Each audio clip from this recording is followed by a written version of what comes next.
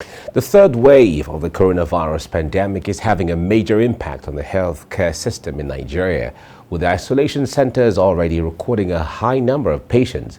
In this report by TVC News senior correspondent Sharon Ijasan, experts reiterate the need for people to be more responsible as the third wave hits harder. Africa's fragile health system is a source of concern as COVID-19 pandemic spreads more. From reports, poor surveillance leads to underreporting of COVID-19 associated outcomes and deaths. In Lagos, the epicenter of the pandemic in Nigeria, there is growing concern over poor adherence to the COVID-19 safety protocols, despite lots of awareness campaign by the government. Just information that the State Commissioner for Health, Professor Akin Abayomi, stresses the need for people to get vaccinated and desist from stigmatizing people that might contract the virus. So we have a large number of mutations in the virus that is changing it and causing us to identify that COVID has now changed into these different variants or strains.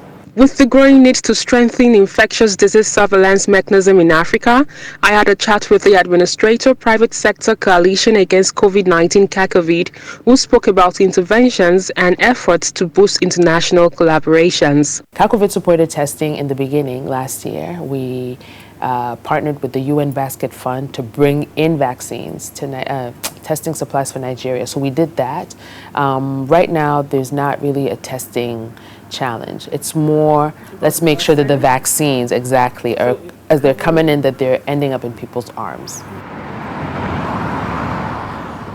In a quest to know more about how public hospitals in the country are responding to the pandemic, my team and I visited the Lagos University Teaching Hospital in Yaba, Lagos. A chief infectious and community health expert spoke with us about their experience during the first and second waves.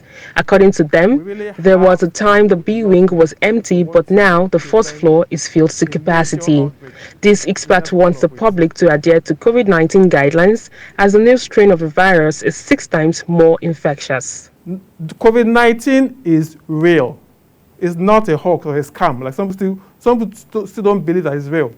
This place was filled up from, beginning, down to the end.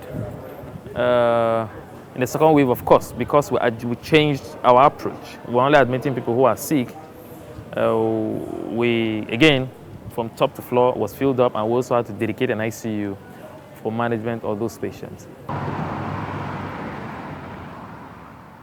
Although the recorded cases may seem low, it's been forecasted that Africa will suffer the most effects of the virus after the pandemic is over.